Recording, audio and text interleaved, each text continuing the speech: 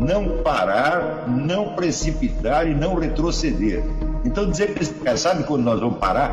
Nunca. Nunca na sua porca vida. Né?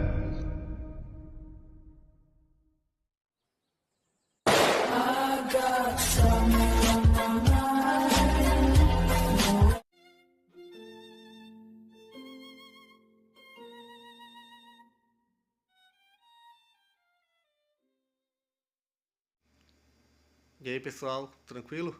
Então vem aqui antes do vídeo começar, pedir para vocês se inscreverem, quem não for inscrito, compartilhar, curtir, comentar. Quem puder seja membro do canal, que isso ajuda bastante. Tem também o link do Apoia-se. Quem puder ajudar nosso canal e apoiar financeiramente vai ser muito bem-vindo. Mas o mais importante é transmitir o conteúdo e os conhecimentos do professor Olavo de Carvalho para mais e mais brasileiros. Então compartilhe e ajude aí nossa causa. Muito obrigado a todos os membros, apoiadores do canal. Fico muito feliz. Tenho certeza que a gente está no caminho certo. Então fiquem com o vídeo e até mais. Valeu! Cronos, isso aqui é um pseudônimo? Ele mesmo diz, pseudônimo, espero. Foi o Alessandro. É possível que esse canal da visão remota tenha sido ativado de maneira estabilizada naquela menina sem pupilas que passou a ver para a intercessão do Padre Pio? Muito provavelmente.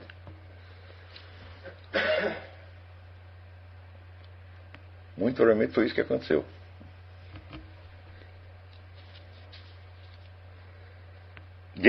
Marcos Maris, diante dessa ótica da verdadeira identidade do ser humano, como fica a questão do inferno? Eu digo, a palavra responder inferno quer dizer inferior. É uma forma de existência diminuída.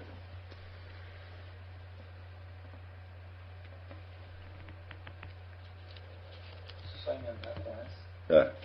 Tem outra pergunta aqui. A maldade, ela é substantiva, ela tem substância, a maldade, ou é a ausência da substância do bem? Segundo Santo Tomás aqui, todo mal é ausência.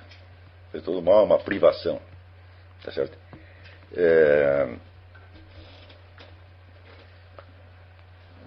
E à luz dessa explicação aqui, você entende que realmente é assim, porque o ser humano ele tem uma verdadeira natureza. Essa natureza é permanente, é imortal, tá certo? Transcende infinitamente o seu círculo de existência corporal. E é uma coisa que você não pode rejeitar, você não tem como rejeitar. Entendeu? Então, é por isso que a igreja diz que aqueles que vão para o inferno vão por escolha própria. O Monsenhor de Ségur, no livro que chama L'Enfer, que é um livro importantíssimo, um livro de 50 páginas, ele relata vários casos de pessoas que apareceram depois de mortas, apareceram para outras, e disseram, olha, eu estou aqui no inferno por uma sentença justa de Deus. Quer dizer, o condenado do inferno, ele não se rebela contra a sua situação, ele a aceita. Tá certo? O que significa que essa diminuição, né, foi de certo modo voluntária, se mantida até o fim. Seria uma ausência de substância, mas que tem uma representação substantiva também, que seria o inferno. Sim.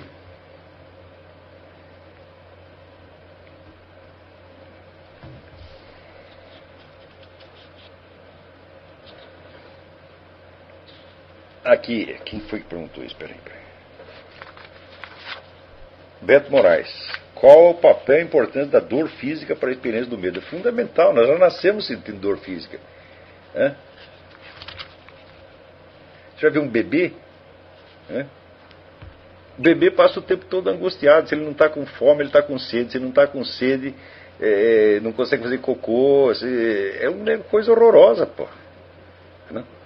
Quer dizer, a existência física ela é uma miséria, de algum modo.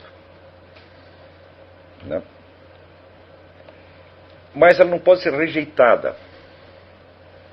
Porque é uma condição que nos foi imposta por um motivo que a gente não sabe.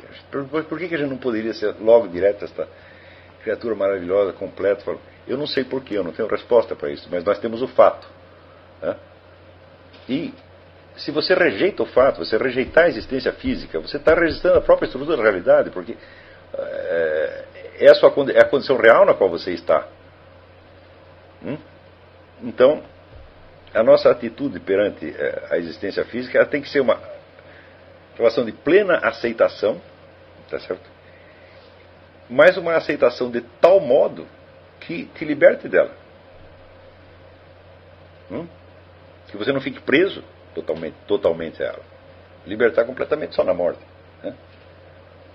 Quer dizer, tem um jogo dialético muito, muito sutil. Porque se você parte, vamos dizer, para a rejeição da existência física, não, isso aí é o gnosticismo. O gnosticismo é uma revolta contra a existência física. E uma tentativa de obter, vamos dizer, um estado de controle cognitivo da realidade inteira em vida. Não faz sentido.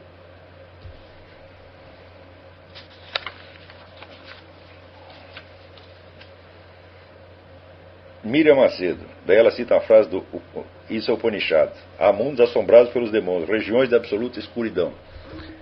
Daí ela pergunta: matéria escura? Eu digo, bom, certamente isso também está lá.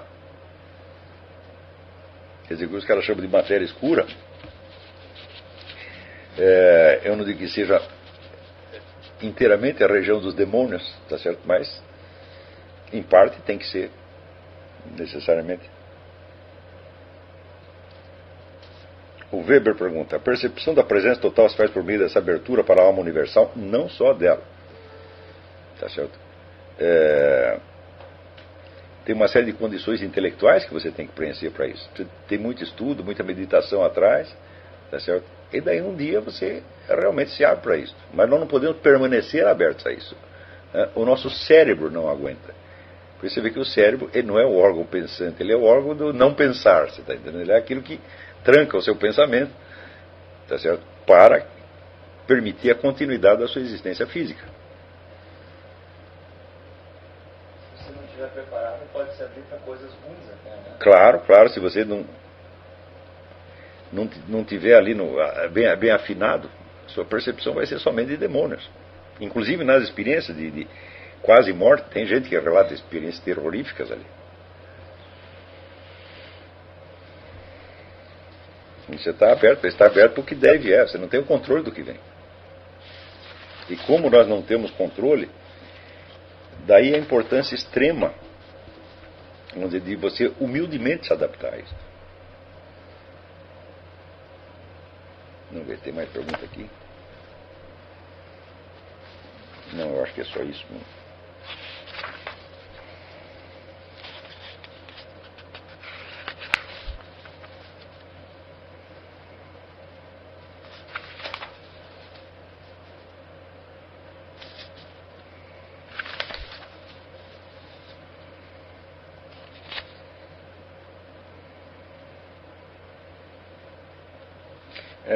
Peraí, alguém me pergunta aqui.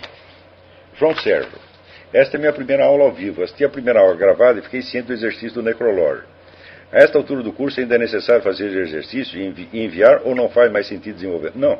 O exercício do necrológio você não tem que me enviar. Ele não é para mim, é para você mesmo. E você tem que fazer várias vezes.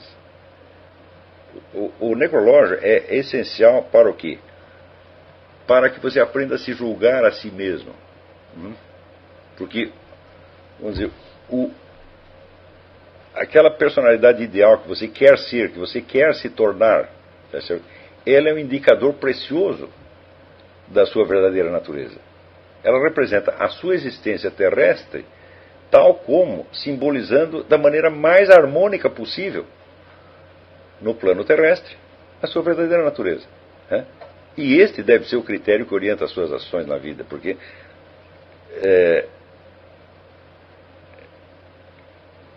aquelas ações que você escolhe, que você acha que são certas, e se você falha, você se arrepende, perante quem você está fazendo isso? Quer dizer, um grande perigo é você começar a se arrepender perante a sociedade humana, que é um bando de assassinos e ladrões, e você está se colocando então em julgamento por esta gente, é a turma do mensalão que vai te julgar. Pô. Você não pode fazer uma coisa dessa. Eu digo, é perante Deus, mas peraí,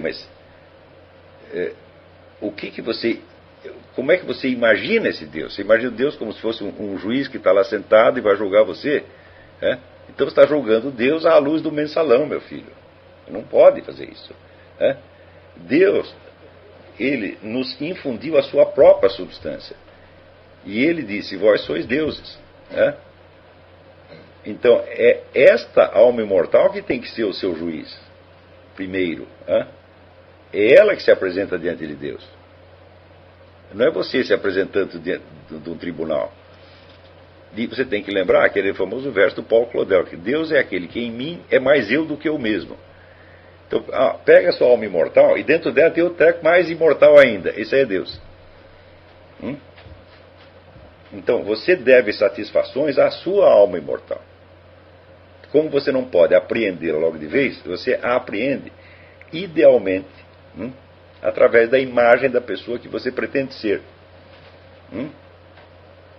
E daí você tem um critério para você se julgar a si mesmo. Daí, a opinião dos outros, olha, você não liga mais.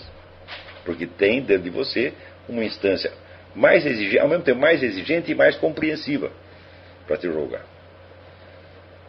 Daí você tem um critério para você se orientar na vida. Esta imagem que você vai fazer, ela será necessariamente imperfeita e você terá que corrigi-la muitas vezes ao longo da vida. É para isso que serve o exercício do necrológio. Aquela sua postura do abandono dos ideais, ela complementa o exercício do necrológio? Sim, era uma forma. Alguém está perguntando aqui se a minha apostila, o abandono dos ideais, complementa o negócio do necrológio. Sim, aquilo foi uma versão primeira e meio tosca do exercício do necrológio. Aqui, a Graça Salgueiro pergunta, há uns 5 anos, é uma história aqui. Há uns 5 anos um amigo muito querido ia fazer uma cirurgia de câncer e ele estava preocupado porque ele já não era mais tão jovem. Ele me contou qual seria a data e a provável hora, e nesse dia e horário me encolhi para rezar, para que tudo corresse bem. Nisso eu adormeci, e pouco depois eu vi numa sala, deitado numa cama, dormindo tranquilamente. Apertei a sua mão como para oferecer-lhe apoio. Na semana seguinte, quando ele já estava em casa, enviei um e-mail relatando a minha experiência, e ele confirmou tudo o que eu disse, tais como a cor da sala, dos lençóis, como ele estava deitado, o que havia no quarto, até o cheiro do ambiente eu senti, foi tudo confirmado por ele nos mínimos detalhes. Então, tá aí, Graça. Você, agora, depois dessa, você não pode mais dizer que você é o seu corpo. Agora não tem mais jeito. Você está entendendo? Agora, quantas vezes você pode esquecer isso ou raciocinar como se isso não tivesse acontecido? Preste atenção, porque você ter a experiência é só o começo. Não é isso? Então você precisa absorver essa experiência. Absorver no quê? No seu cérebro material. Coitado do seu cérebro, tá entendendo? Então, na medida em que você vamos dizer, se conscientiza da sua existência de alma imortal e material, superior espaço e tempo e tal, bom, você vai orientando sua vida de outra maneira. Mas ninguém consegue ter essa consciência permanentemente, mesmo que você medite o tempo todo. Né? Mesmo aquele pessoal que estava lá com o Hugo de São Vítor, ele também tinha que ficar todo dia lembrando aquilo. Entendeu? Quer dizer, daí é o sentido, vamos dizer, da leitura, da meditação, etc, etc. O exercício que o senhor passou no Lavelle, mas 30 aulas. Sim, o exercício que eu passei com o texto do Lavelle, tá certo? Em que ele fala dos momentos em que a sua vida parece se coerir, quer dizer, tudo começa a fazer sentido. Tá bom, no dia seguinte você pode esquecer isso aí e continuar agindo por outros critérios. Mas é importante, como diz ele, recuperar. Recuperar até que você se identifique mesmo, vamos dizer, com a sua figura ideal, que por sua vez representa a sua alma imortal. Percebe que todo o nosso conhecimento que nós obtemos no mundo terrestre é muito indireto, é muito longínquo e se perde fácil. Então, quando se perde, bom, tudo aquilo que foi revelado às gerações passadas, de tudo aquilo que foi revelado às gerações passadas, uma parte se incorporou em doutrinas e normas da religião. Mas o que nós temos que fazer com essa doutrina e normas? Seguir a risca? Falar, não, temos que entender e revivificar aquilo, para que possamos seguir com o verdadeiro coração e não como se fosse uma camisa de força. Porque senão aquilo mesmo se torna mais um motivo de alienação. Quer dizer, o negócio não é assim, seguir materialmente pelo lado externo. Não, é meditar, pensar. Está entendendo? Quando você lê a Bíblia, lê 500 vezes o que isso quer dizer, o que isso quer dizer. Tá entendendo? Deus não está dizendo que você entenda tudo, e que você saiba tudo, e nem que você faça tudo perfeitinho. Lembra que no Antigo Testamento, várias pessoas foram consideradas perfeitas por Deus, não obstante todos os pecados que elas tinham feito. Davi e Salomão são os mais óbvios, a própria Abraão. Agora, o que eles faziam? Eles pensavam nisso o tempo todo. Eles queriam saber. Queriam saber para poder ser, mesmo sabendo que iam falhar 1000 vezes. Porque eles sabiam que mais dia menos dia iam morrer, e daí aquela coisa toda ia se abrir para eles. Eles não estavam a fim de levar um susto naquela hora, entendeu? Quer dizer, preparar-se para a morte. Não é isso que eles estavam fazendo. E isso que é importante fazer. Agora, veja, o seguir à risca leis e normas externas, às vezes é bom. Para algumas pessoas, veja, tudo também isso é ambíguo no ser humano. Às vezes um negócio disciplinar, muito duro, pode ajudar uma pessoa a subir e pode levar a outra para baixo. Não é garantido nem uma coisa nem a outra. Tá certo? Então, aí o que diz o Cristo, só uma coisa é necessária. Necessário você estar indo na direção do eterno. Sempre. Por mais que você erre. Então, agora, quando tiramos essa dimensão e queremos ainda resolver as coisas e queremos até viver moralmente, eu digo, bom, aí nós estamos lascados mesmo. Porque você começa por apagar a realidade e apagar 95% da realidade, não? E querer fazer tudo certinho. Fala, não dá. A primeira coisa é aceitar a realidade, não só a realidade desta vida, a vida corporal, mas a realidade do conjunto. Portanto, vamos dizer, essa abertura para o eterno é absolutamente necessária. Essa é a primeira coisa, é amar a Deus sobre todas as coisas. O que é amar a Deus sobre todas as coisas? Em primeiro lugar, é desejá-lo,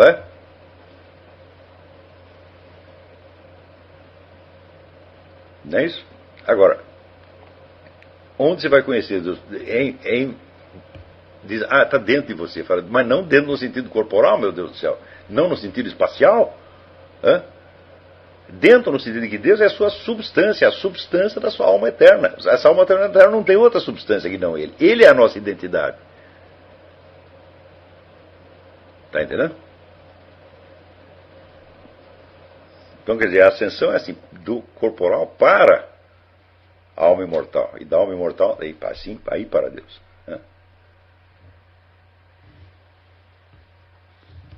Bom, eu acho que por hoje é isso aí.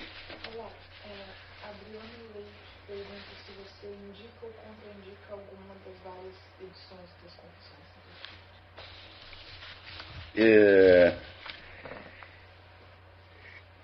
Eu não sei, porque existe essa. Eu li naquela edição das Great Books em inglês, me parece uma boa tradução. Eu não. Tem uma outra aqui, está em português pela Editora das Américas, antiga, eu nunca li. Eu posso averiguar isso aí. Posso tentar averiguar se tem alguma edição que seja muito boa. Né? Mas todas as traduções ali do Great Book geralmente são boas. Aquela minha pergunta sobre o Freud, se nessa tensão entre prazer e medo, o Freud, quando pensou no ego e superego, se ele estava indo mais ou menos nessa direção.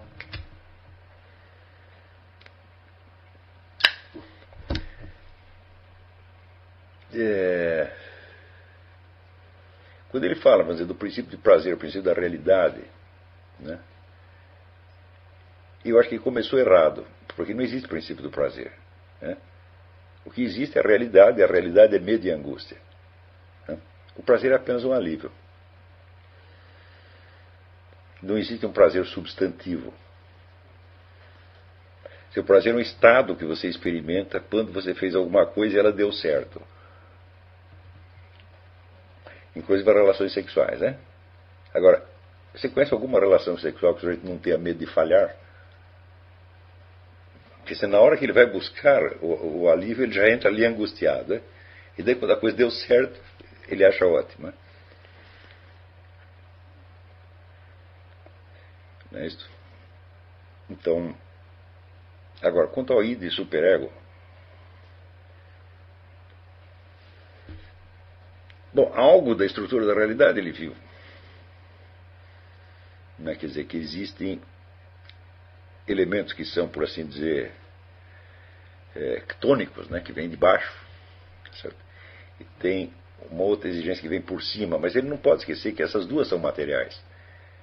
E essas duas uma vem da natureza física, outra vem da sociedade humana. Portanto, você está totalmente fora do mundo da espiritualidade. E eu acho que se você não tem a visão da alma imortal, você está condenado a ficar aí entre o id e um id que te exige certas coisas e um ego que te proíbe essas mesmas coisas.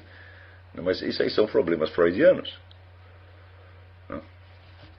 E eu acho que só tem um determinado tipo de pessoa que tem problemas freudianos. Mas são pessoas que já se fecharam, né, no mundo material e cultural, e não tem mais nada para eles.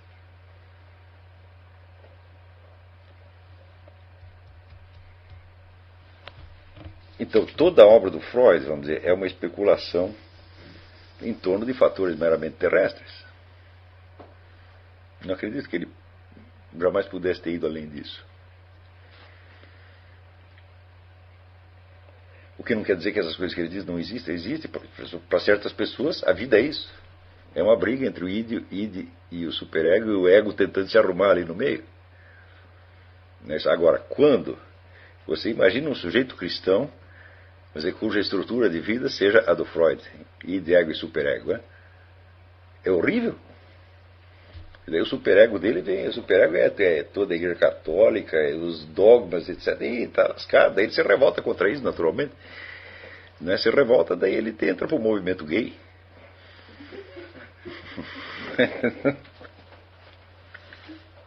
Você vê, da onde o movimento gay, o sonho dele é criar sua própria inquisição. É ele criar um superego eclesiástico, né, mais opressivo ainda do que o da Inquisição. O que significa que eles estão inteiramente presos dentro disso. Porque eu pergunto assim, por que o sujeito não pode se conformar em ser um pecador como todo mundo, como eu, por exemplo? Por que eles querem ser algo mais? Quer dizer, eles querem eles ter a autoridade de determinar o bem e o mal.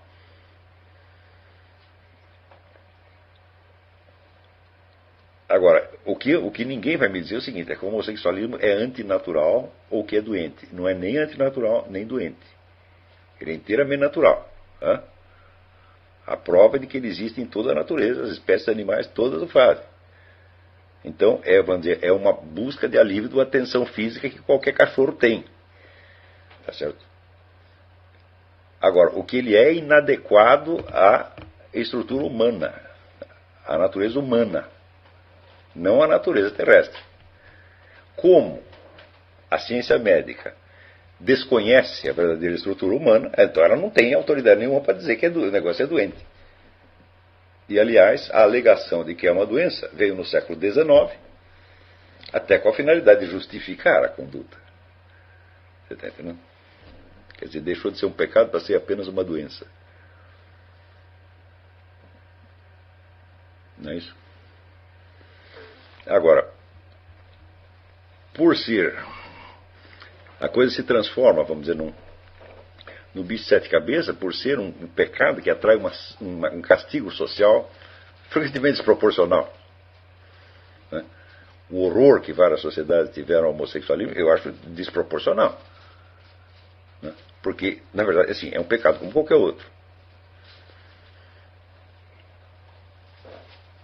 Agora, que houvesse aprovação social... Eu li recentemente o livro do Randy Engel, eu acho o melhor estudo que tem sobre isso, que chama The Rite of Sodomy, o rito da sodomia, um livro de 1000 páginas. Ele mostra ali que nunca houve nenhuma sociedade que aprovasse integralmente o homossexualismo, nunca nenhuma, inclusive entre os famosos gregos de Atenas, né? Era uma coisa, vamos dizer, tolerada em certas circunstâncias muito específicas, mas jamais recomendada e jamais louvada. E em muitas circunstâncias era ilegal. Então você não tem nenhuma. Digo, bom, isso aí é uma coisa que se acompanha todas as sociedades humanas, tá certo? Então, evidentemente, é um fator terrestre permanente. Né? Quer dizer, a ordem social, ela se irrita com aquela conduta desviante. Eu digo, bom, mas aí é uma coisa material brigando com outra coisa material. Né? Daí a coisa vira um fetiche, evidentemente. E eu acho muito, muito perigoso você criar um terror pânico em torno de certos pecados específicos.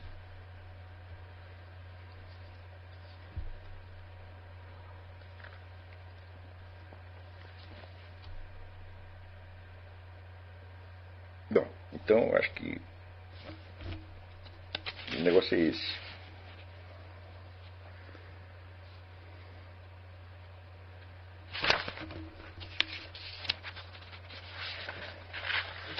Né? Tá tudo bem, por hoje é só. Até a semana que vem, muito obrigado.